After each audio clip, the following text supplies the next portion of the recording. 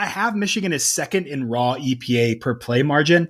That comes down a little bit when I adjust that for opponent and some of the drive level pace stats.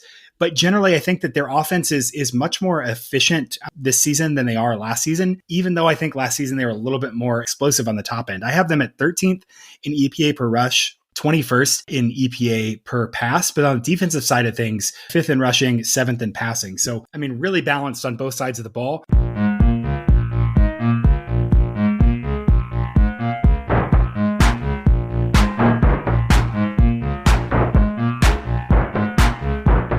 Welcome to another episode of the Football Analytics Show. My name is Ed Fang, your host. And on this episode, I'm thrilled to have Parker Fleming on the show. He's a college football analyst that has his own predictive models, and you can find his content on BetUS and The Hammer.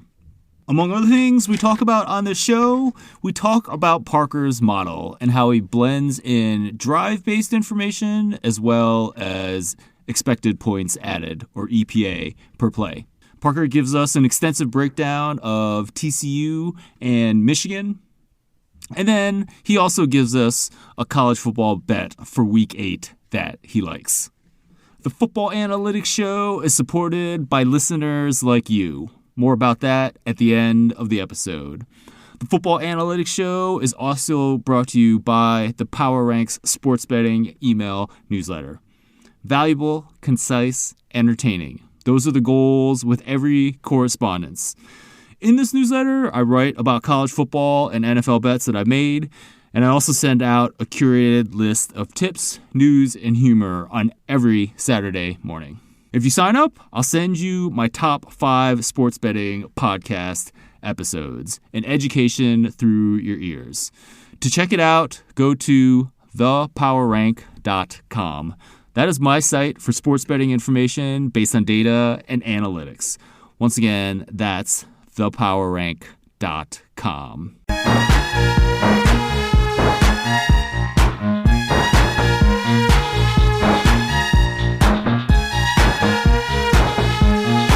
My guest on this episode of the Football Analytics Show is Parker Fleming. He is a college football analyst for BetUS and The Hammer.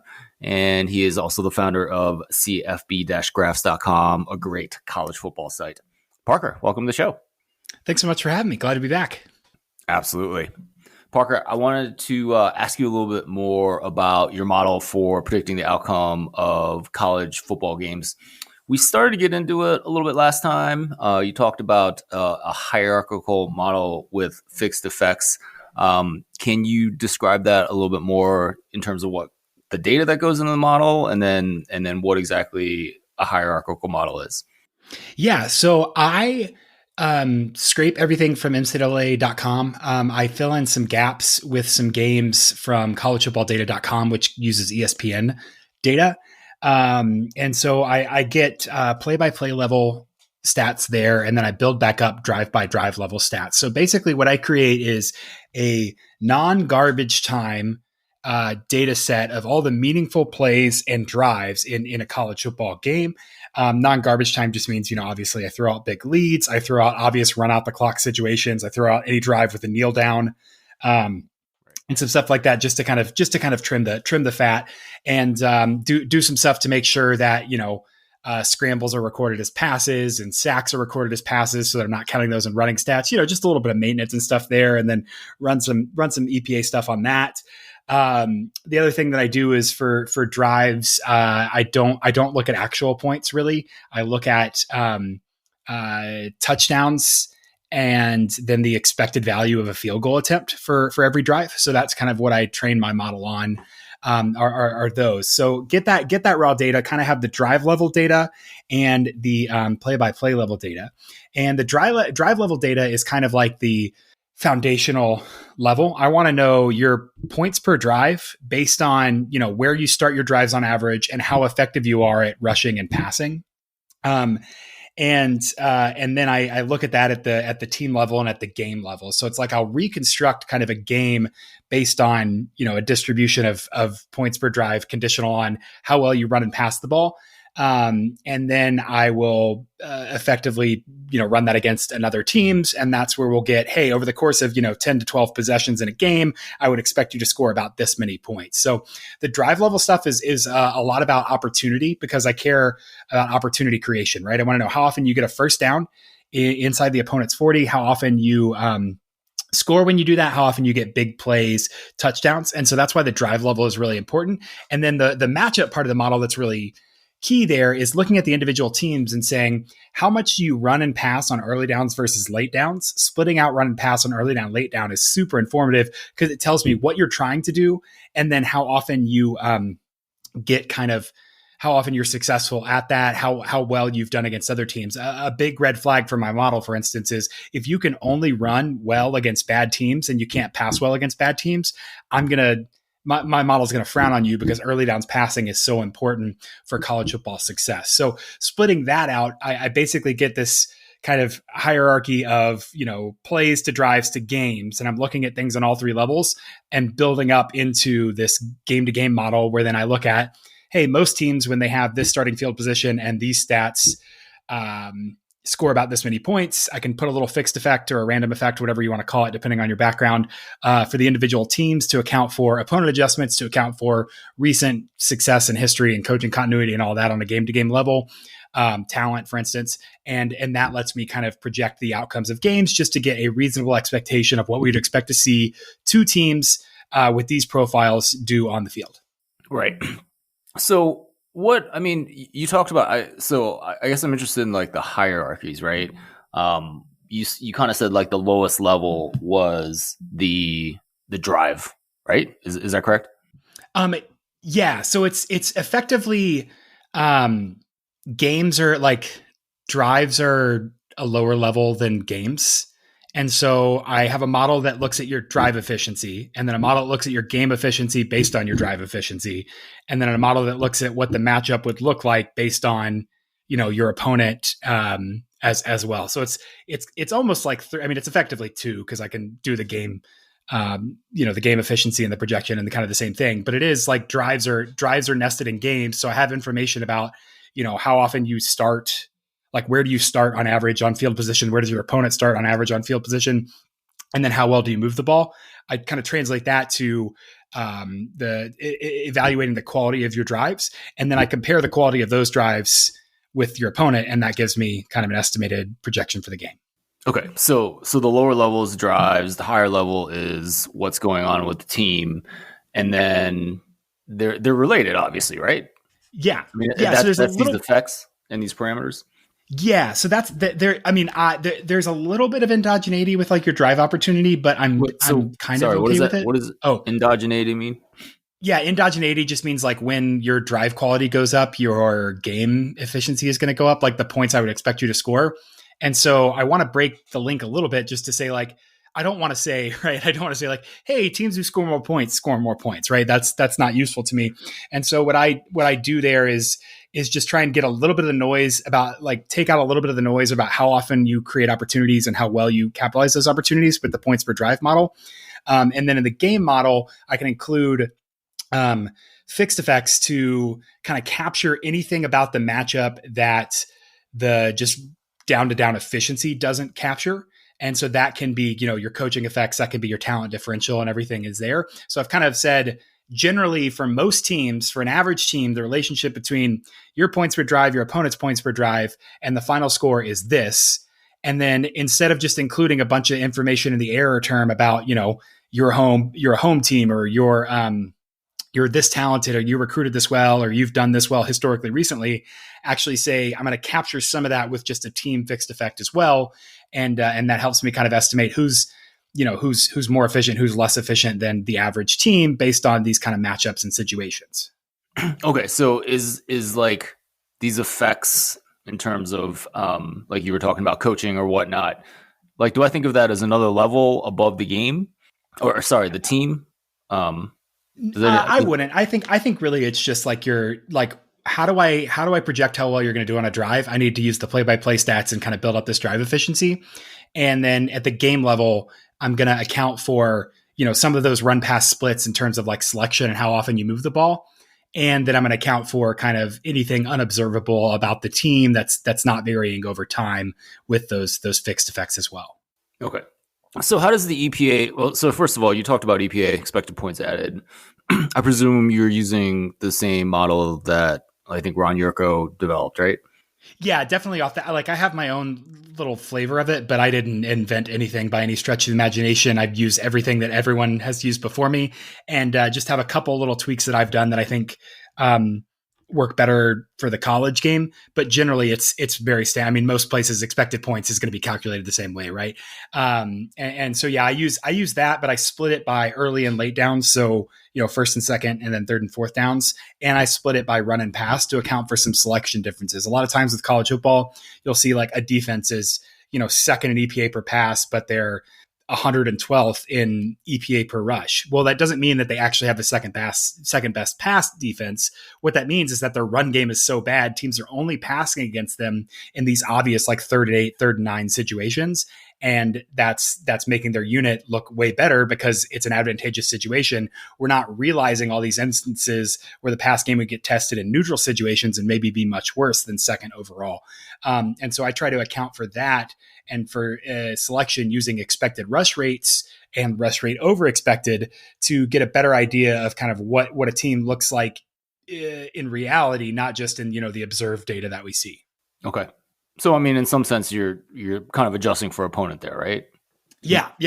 In my opponent adjustment, I mean, effectively is a lot of it is like style and quality. So the way I'm adjusting for opponent, as I was saying, like how well do you run on early downs versus how well do you pass on early downs, and how well did you do that against the opponents that you had?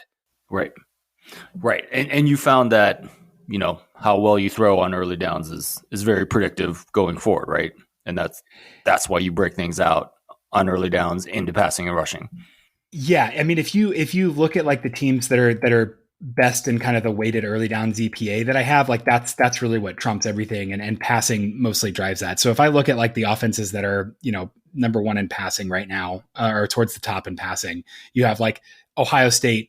UNC's been really good. UCLA, Tennessee is top 10. Arkansas's top 10. Wake Forest, like those guys are driving. They're being driven because they do have such an explosive passing ceiling and such a high floor because they're efficient in passing as well, that they can really, if they get into a hole, they can dig themselves out of a hole. And so of course, like in the college game, maybe more than the NFL, rushing is going to matter. And I account for some, like if you have some serious deficiencies there, you're going to rate lower overall. But if you can pass consistently, explosively on early downs on offense, that's going to be a really good indicator of how you're going to perform against other opponents, regardless of their quality. I do adjust for quality, but on average, without knowing an opponent's quality, I'm going to say a team that passes a lot consistently on early downs and does that well is going to be better than a team that runs a lot consistently on early downs. Now, have you looked at this in the NFL? Because I presume the effect would be much bigger, right? How you throw on early downs in the NFL is maybe almost everything, and how you run on early downs almost doesn't matter at all. I would imagine so. And I imagine that in the NFL, the bigger deal is that you're mixing run and pass situationally in such a way that you don't have obvious tendencies. But even in the NFL, I feel like even if you're just crazy pass heavy, the scheming of the pass matters a lot more. And there's just like less stylistic heterogeneity in the NFL, right? Like there's less, you can't run a weird Coastal Carolina offense in the NFL and succeed because there aren't, Sunbelt opponents that you can exploit. There aren't huge coaching mismatches like there are sometimes in college football games. And so that like the size of the variance of team quality and style in college is so much bigger that of course, running is going to matter because there are talent differentials. And sometimes you can just run the ball down people's throats, like Michigan State in 2021, who like couldn't defend the pass to save their life, but they beat up on bad teams because they could run, they could average 8 yards a clip against a bad defensive front. Right. Exactly.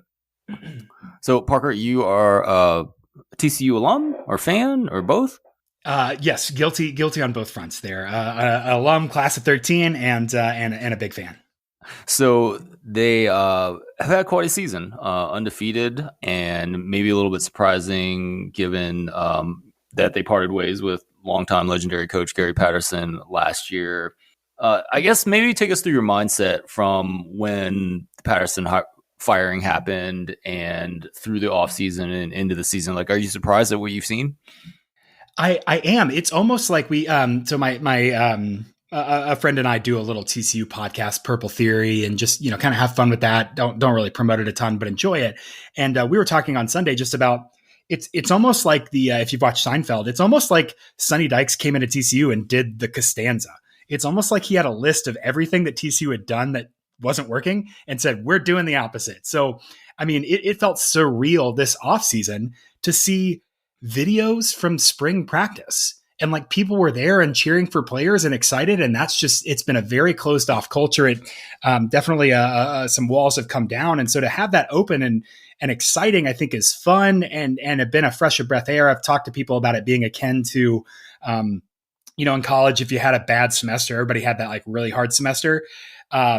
When you get your new class schedule for January and you're like, oh, I'm going to get done with the schedule. I'm going to start a new one. I'm going to, get my life in order. It feels a little bit like that breath of fresh air. So I think the off-field stuff that really resulted in Gary Patterson just not being interested in being a head coach anymore was really tough and really hard to deal with. But if you look at this team, I mean, 82% returning production from last year. They're the third most talented roster by team talent composite in the Big 12 by a large amount. This is the same team as last year with just a little bit more experience.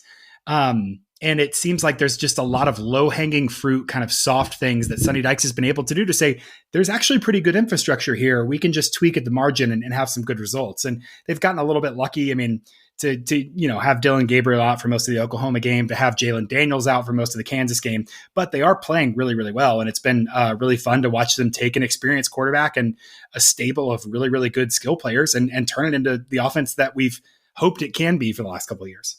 For sure. I thought Sonny Dykes also brought in some key transfers this season as well. Is that true? He did. So Alana Lee up front has been huge playing center. He came over from SMU, and the way that he's been able to kind of bolster that entire offensive line, put Steve Avila, who's a really good interior offensive lineman, at guard, lets both of those positions be a little bit more mobile for TCU. And so that certainly helped.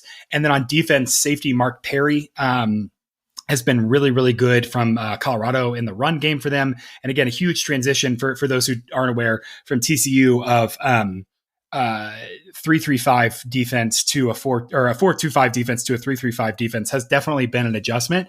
But bringing in help in the back end there has been really, really great. Josh Newton is also a name that you didn't hear last year at all, that for TCU at cornerback, who's kind of been a lockdown corner, has been really great for them as well. So they, Sonny Dykes hired Joe Gillespie from Tulsa, basically said, who's the guy that's annoyed me most in the American Athletic Conference? I want him to be my DC. And they've between that attitude and between bringing in some transfers on the defensive side of the ball, they really have shored that unit up. It was really bad last year in the run game, and they've really fixed some of those holes. So TCU had a great defense for a decade or more under Patterson, and it seemed like it just kind of fell off a cliff last year. But it also seems like there's been players there that probably played through 2020, 2021, and now this current 2022 season. So, I mean, do you have what happened last year? Like, was that the fluke? And now we're seeing some of these guys come back to playing a high level of defense, or yes, what else? So what happened last year is that TCU's development pipeline at quarterback has been broken for a little bit, and at defensive along the lines on both sides on defensive line and offensive line has been really bad, and frankly, like the on-field coaching of both of those units has been really bad. So there's a really weak foundation for the team there. They lost Trevis Hodge Tomlinson's here. They lost Trayvon Merrick and Ardarius Washington after 2020, and it became immediately apparent that those two NFL caliber players really, really plugged some holes in the back end of this defense. And what happened last year is, for people who don't know, Gary Patterson basically calls every defensive play player by player every play. So kind of the jokes and the memes about him yelling on the sideline and sweating or everything, it's because he is literally like before the snap gets out says, oh, this is the play they're going to run. You get over here, you get over here, you get over here. Very complicated system, very much be in this right position and make this right move exactly, or it all falls apart. And last season, they had some issues with, maybe install with getting guys on the same page. And a couple times you heard Gary Patterson say, I've told them where to be and they're not doing it. Like he effectively blamed players and just said, we just can't install. We just can't get this happening. And so you couple that with a weak offensive line, really poor sequencing on offense, and the defense just absolutely gets blown out of the water. This year, 3-3-5, some of the same athletes, there's a lot more athletic leash in the 3-3-5, right? You can have guys, there's more redundancy. There's more kind of react and act as opposed to know the exact right answer to everything. And so I think some athletes that were struggling last year with kind of the precision and micromanagement of the Gary Patterson defense are doing a lot better in this more fluid 3-3-5 defense. So culture, all that, but I think scheme and install mattered a whole lot for how this defense was last year. And then, it just 2020, the defensive numbers were pretty good. So Patterson was just able to coach like he always has and get his players in the right position? Or was it the talent of those two guys I think it was the talent that really helped there. Because if you look, this team has not been good since 2017. 18 and 19 just fell flat, absolutely underperformed, even in turnover years. 2020 was a weird year for everyone. But TCU did have a good defensive backfield and some pretty obvious issues with some opponents. But like in 2020, they were 6-4, but they lost embarrassing winnable games against teams they absolutely should have beaten. And so that's they underperformed at 6-4 in that 10-game schedule in 2020, especially given they had so much production. What's crazy with the COVID year is that for 3 years in a row now, TCU has basically had this core of an offense. And they just weren't able to make the defense work or coach this offense to be kind of the unit that they thought it, that the ceiling, they couldn't coach this unit to the ceiling. Right. But it is happening this year. I think so. I think there's a lot of diversity of concepts on the offense. I think there's getting guys involved in different ways. There's understanding who your best players are and how to get them the ball. If you want to sound like a smart football guy, you can talk to your friends about how Quentin Johnston plays when he gets his back to the defender. So a lot of times you think, hey, I want my best player to get the ball, running. So he's in space, he's in motion. Quentin Johnson, TCU just wants to get him the ball. So he'll run stick, he'll turn around, they get the ball to him, and he's got his back to the defense. All he's got to do is make one move, and then he's gone. He's been over 4 yards route run the last 2 games. They're really finding a way to kind of figure out how to get the ball to him and to adjust. It's been really impressive. Awesome. Max Duggan was in the injury tent a little bit late last week. Is he all right? From all that I know, he's not injured. I think he was legitimately hurt, as in hurting. And they very clearly, that second overtime, they just ran the ball. And so passing was a little bit limited. But from everything I've heard, the press conferences today, there's no long-term injury to him or anything. It was just, just a little bit of battling in a game there. He should be good to go. Awesome. That's good because they have another tough game against K-State this weekend. How do you think this is going to go? Well, how I think it's going to go and how the numbers say it's going to go are always different when it comes to TCU for me. I'm always very, very nervous. Yeah, I'm very underperforming. But, I have TCU by about 5 here. I think that a couple things really go in their favor. One, TCU's weak point on defense has been EPA per pass, right? Efficiency on passing, as measured by EPA per pass. They're 78th in defensive passing efficiency. But Kansas State's offense is 105th in EPA per pass. A lot of their success has come on, broken plays that Adrian Martinez or Deuce Vaughn have salvaged. And so that rushing efficiency is a lot better for Kansas State. But I think that they won't really be able to exploit the pass game in a way that TCU that I think would get them over the hump against TCU. Kansas State also really bad on 3rd and 4th downs this season, 111th. And while that's relatively been TCU's weaker point, they're still pretty good at it, 55th overall. So on offense, I just don't know if Kansas State's offense matches up in a way to kind of exploit TCU's defense. They're very much explosive plays or nothing. And so it'll be interesting to see if they can get those explosive plays and see how well they can kind of stifle that on the other side, I think that TCU's offense is really balanced. 12th in EPA per pass, 12th in EPA for rush. They're rushing 4% less than the average team, which is 40th in the nation. So they're really high volume passing, really moving well. Teams that have moved the ball against Kansas State have passed the ball well. Look at Tulane, for instance, and third and fourth downs have been important for them as well. But TCU is second on early downs EPA. Kansas State 49th on early downs EPA. So I think the script of this game that works for TCU is stay out of third down situations on offense, move the ball, be aggressive early, and then on defense, just make sure that the inevitable Adrian Martinez or Deuce Vaughn big play is 20 yards, not 60 yards. And I think that worked pretty decently against Oklahoma State last week. Definitely harder to replicate against what I see as a better offense than the Cowboys for sure. Do you like TCU minus 3.5 in this game? On paper, yeah, I think I do. Again, I'm trying to separate my analyst heart from my fan heart here. I really think that TCU should, although we know that should and will in college football are different things. I have this by almost by 5 points. So 3.5, 4, 4.5, I think are all very defensible kind of on the numbers there, especially, home game, night game, all that as well, kind of the off-field stuff. I think that that's pretty smart. Sounds good. So we're gonna get another team where there's some fandom and some numbers to talk about. So Michigan had just an astounding performance against Penn State at home over this past weekend. I live here in Ann Arbor. People are very excited, probably with good reason. I can talk about that a little bit later. But what do you think about this Michigan team? What do your numbers say? I like this Michigan team. I think it's really important to realize that they weren't if you run a lot against a team that's really bad at run defense, we have to think about what that means for kind of going forward. Penn State was awful in the run game, and Michigan absolutely exploited them. I have Michigan as second in raw EPA per play margin. Mm-hmm. That comes down a little bit when I adjust that for opponent and some of the drive level pace stats. But generally, I think that their offense is much more efficient this season than they are last season, even though I think last season they were a little bit more explosive on the top end. I have them at 13th in EPA per rush, 21st in EPA per pass, but on the defensive side of things, 5th in rushing, 7th in passing. So, really balanced on both sides of the ball.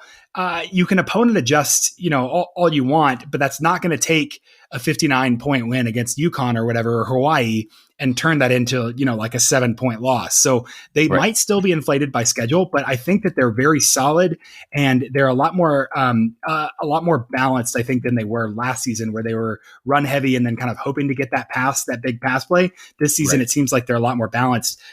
McCarthy, 9% ADOT and over 80% adjusted completion. Like that's an incredible season so far. Yeah. Yeah. And he's doing it without a ton of talent at the receiver position, which is promising. Although, could come back to bite him when the competition does get tougher. Heading into last week, my numbers had Michigan by almost 10, and I looked at that and said that's too much. But they did perform up to that level, and I don't know. To some extent, I think that performance was as good as Michigan can do, right? So in some, it was an outlier performance. It's just the matter of how much was that outlier performance, right? And how does that affect the rest of the season? I think you definitely have to readjust expectations for Michigan. But do I think they're going to go into Columbus and beat Ohio State? No, and no one should kind of expect that as of this point. Right. But we'll see. We'll see what happens when Ohio State plays Penn State, right? So if Penn State can really give them a game, then maybe I'll start to change my opinion about what happens when they go down there. But it's interesting when you just had such a dominating performance, right? And I think there's obviously the fan side and there's the analyst side, and I'm trying not to let the fan side get too far away from me.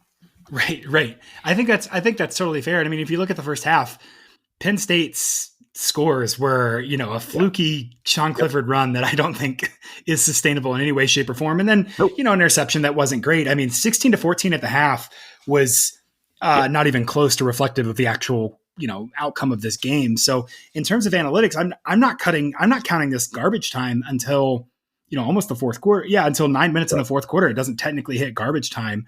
So Michigan does get a lot of benefit in the numbers there, just because they move the ball in close situations against a really bad Penn State team. That it is the rushing ability. I do think the big question is, are they going to be able to? I mean, it all comes down to Ohio State. I think Illinois is going to be a pretty tough team, and Ohio State certainly looks like a tougher back-to-back than it was at the beginning of the season. Absolutely. But against those two teams, are they going to be able to rely on, 400, 500 yards rushing? I think it was 300, but are they? No, it was 418 yards against Penn State. Are they going to be able to rely on that against Illinois and Ohio State, two of the better defenses? I don't know. So can they get that passing threat there when the run floor goes away? Right. Absolutely. I mean, Illinois' defense has been an absolute revelation, and Michigan won't be able to run like that.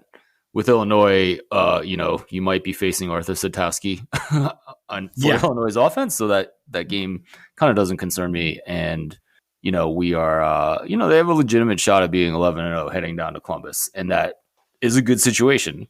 I think heading into the playoff picture, right? Yeah. Well, I think my biggest concern about Illinois is just their defense is so good that to beat them, you're going to have to put a lot on film and give Ohio State plenty of material to look at for what you do when kind of the chips are on the table. Ideally, you'd like to beat somebody, 60-0 the week before Ohio State and have your freshman quarterback throw three touchdowns in the second half. But so that's really situationally what I don't like about it. I think they should beat Illinois, but they'll have two quality wins very late in the season there, or opportunities for two quality wins very late in the season there. Yeah. I mean, I think they get it against Illinois, and then if they can keep it close against Ohio State, that's a pretty good case for the playoff committee.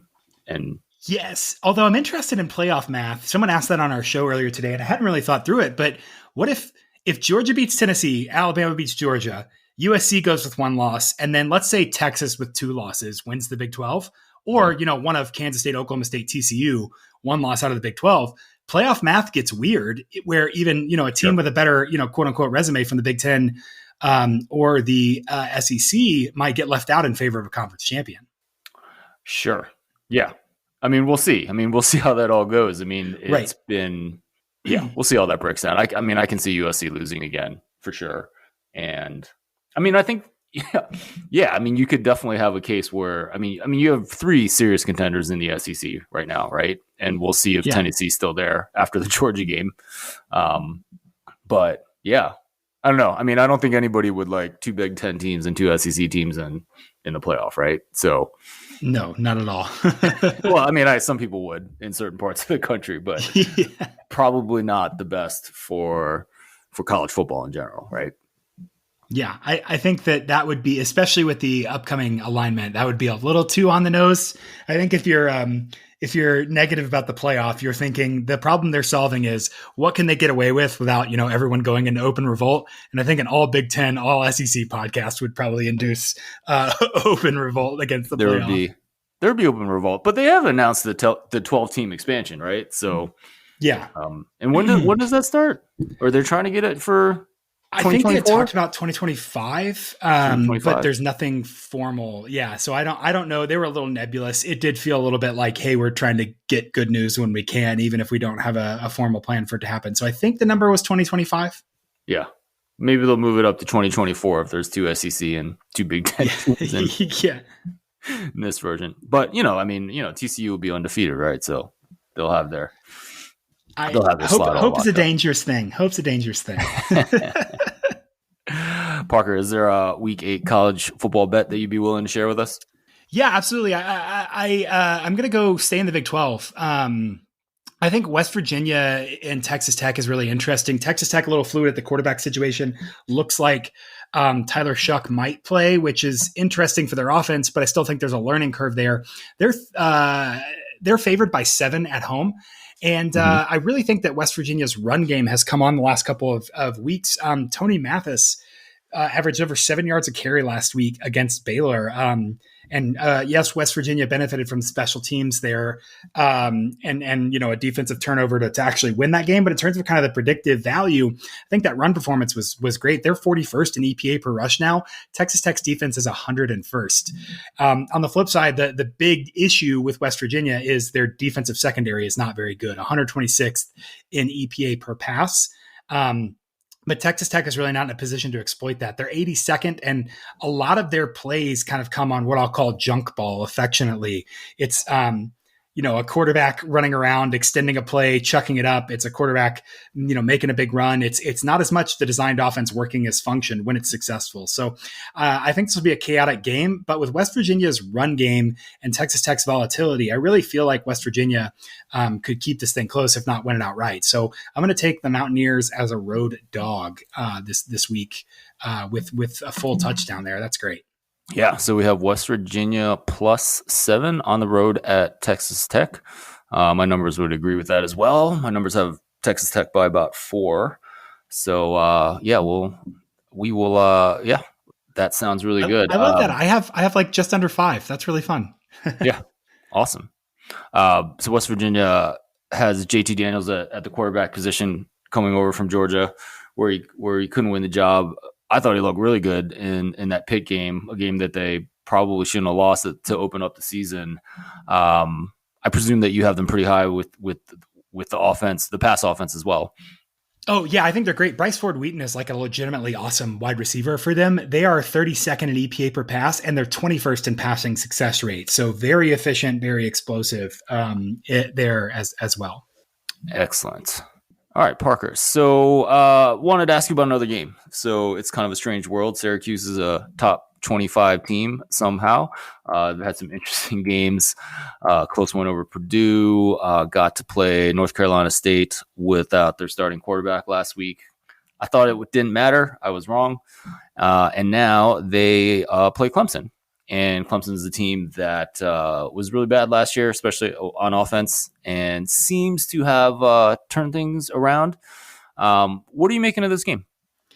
Yeah, well, at the very least, Clemson has stopped DJU from making these catastrophic game-breaking plays. Last year, I think he ended the season like -36 total EPA, and some of their games were just lost by just absolute disaster plays by the quarterback. And so, just eliminating those on the whole increases the whole competence of the offense. One thing I think they're really a little bit better at is rushing. They're 45th in rushing success rate this season.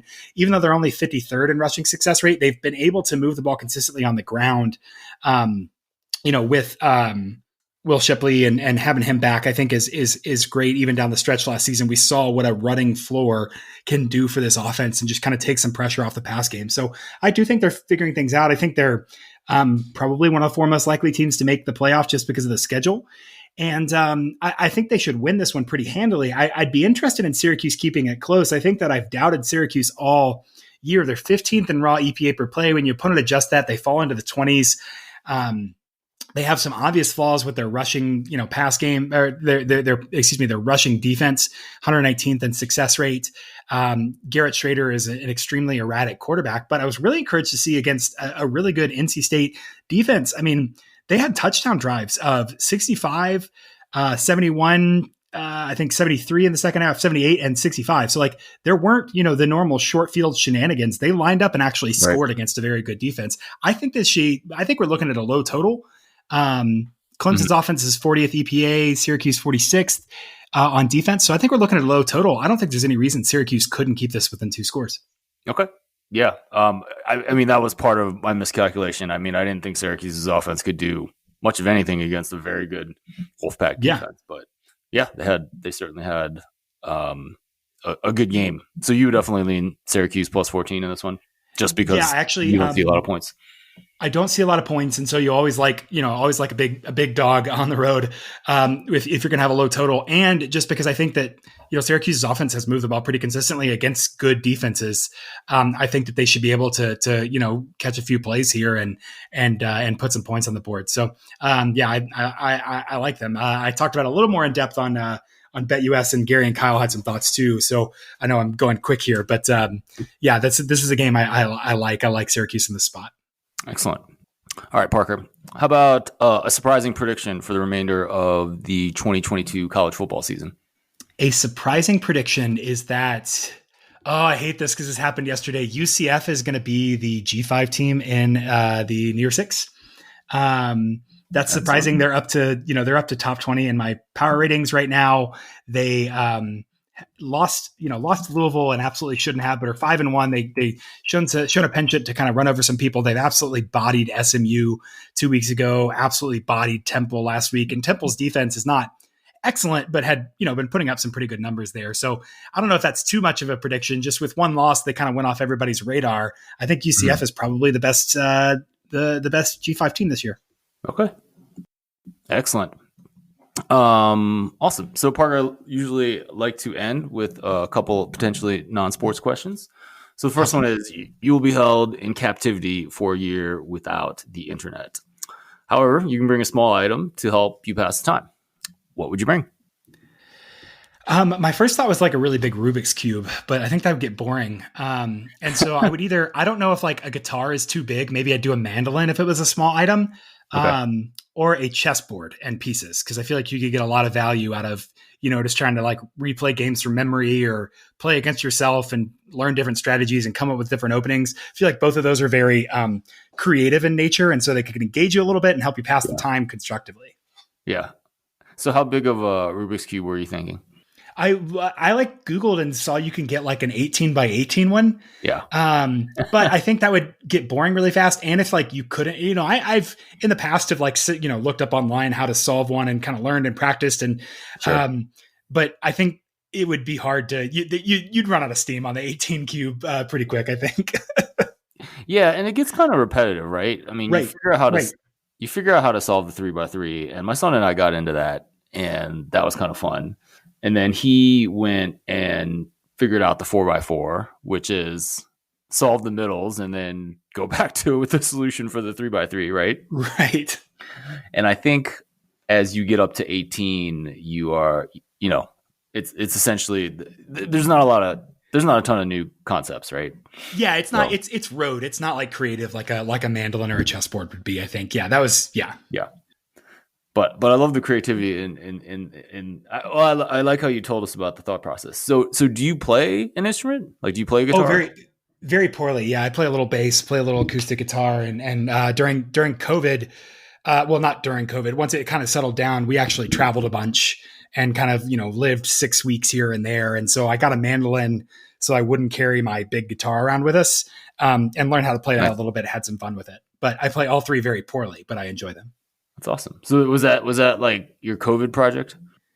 Like well, I learned a couple, like early on, like finger picking kind of country sounding songs on the guitar, and then kind of hit my ceiling pretty quickly of like, okay, this is about as good as I'm ever going to play the guitar.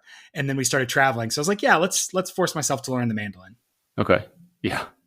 No, I was like asking people about kind of their COVID baby or their COVID project. And mine was starting a math tutoring business. Partially because I had no idea whether my football analytics business was going to happen, fall of 2020. And anyways, I started a math business. I don't know. I threw up a site, and it was like May of 2020, and no one was interested in education anymore. Like, people just we're like, look, we're done with this.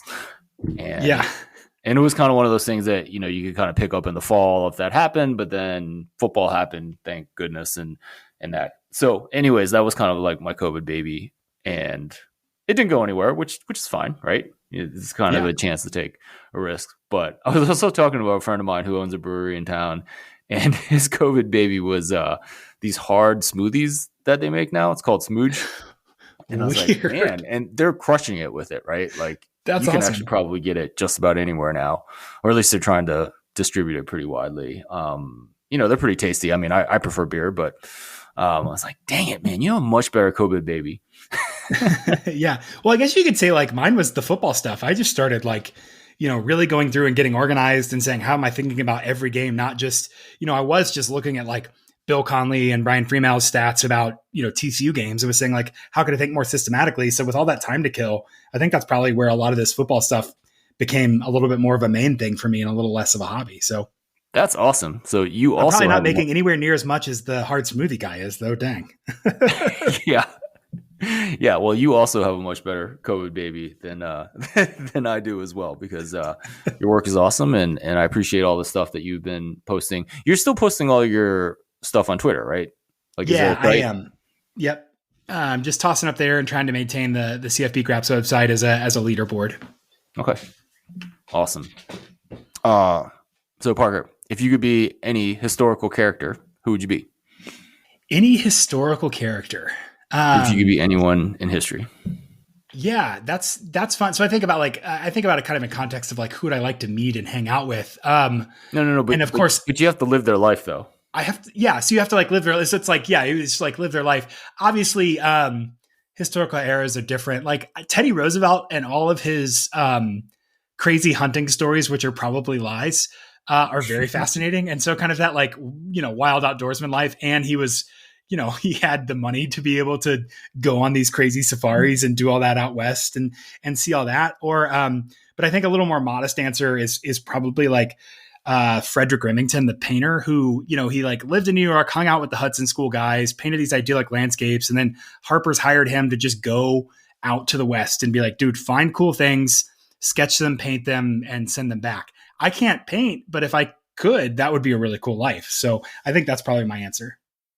Yeah, I like that a lot. Are you at least a fan of art? And yeah. The Amon Carter Museum in Fort Worth has like 90% of all the Frederick Remingtons of all time, and has a bunch of Charles Russell and some Thomas Moran, some really great stuff. Yeah. So I'm my wife is very artistic and artistically inclined, and so I also appreciate it and like some of that Western art and the Hudson School painters and all that. That's awesome. How did a place in Fort Worth get 90% of a famous artist from New York? Yeah, Amon Carter bought it, I think is probably the answer there. But it's interesting. It's like most of his work is there or at the Broadmoor in Colorado Springs, the resort up there. They have it like just hanging on the walls, which is crazy to me. But yeah, so I mean, he was just passionate about the West and passionate about art and passionate about Fort Worth, and set up a museum there of Western art and was able to get his hands on a lot of that stuff. That's really cool. Yeah. It's great. It's free. It's worth going in. If you're ever in Fort Worth, I'm saying this to everyone and to you specifically. It's a great museum. It's pretty small, pretty manageable in an afternoon. And their permanent collection is really great. What's it called? The Amon Carter Museum in Fort Worth. Amon Carter Museum. Okay. Yeah. Cool. Everything's named Amon Carter in Fort Worth though. So that's kind of hard, but it's super cool. I got a bunch of Thomas Cole there too. It's great art. I did not think that I was going to be talking about painting on the podcast today, but evidently that's the rabbit hole I'm going down. No, I love it. How did he get his money? Oh, I have no idea. Okay. Yeah. Super old Fort Worth guy. Yeah. Awesome. Yeah, well, we love to talk about lots of creative things on the show. So, Parker Fleming, Thank you so much for your time, given your busy schedule and everything that you are doing. Please let everyone know where they can find all your work. Yeah, the best place is just kind of the hub is Twitter at Stats of War. I'll post graphs, recap graphs on Sundays, advanced stats previews on Tuesdays, and then whatever else strikes me as I have a few minutes during the week and thoughts and jokes about college football and all that. So that's a good place to find me. Make sure you check out the BetUS College Football Show. If you just search BetUS College Football YouTube, it should pop up. You can subscribe to that if you see it. That helps me out. Check it out. My co-hosts Gary and Kyle are just super sharp guys. We kind of go a little bit deeper into bets, and then on the Hammer, I pull up my stats previews and rant and ramble about games for 10 to 15 minutes if you're into the deeper dive as well. So all that can be found if you just kind of go to my Twitter. I wouldn't say you ramble at all on the Hammer. I enjoy that quite a bit. I was I bet some James Madison +7 against someone earlier this year before App State. Oh yeah. That was one of my bigger, that's probably as close as to an irresponsible bet as I've made, just in terms of I went 2 units on that. I like that one a lot. That's so irresponsible. Yeah. So bet responsibly, have a bankroll. Don't do that every time. But yeah, so I like that. And I think I went 2-1 last week on the Hammer. I've got a pretty decent record there. So that's been a lot of fun as well. And I'm appreciative of those folks for helping me with, support to produce it and everything that I get to. It's awesome that I get to talk about college football. So check that out. Parker, thanks again for your time.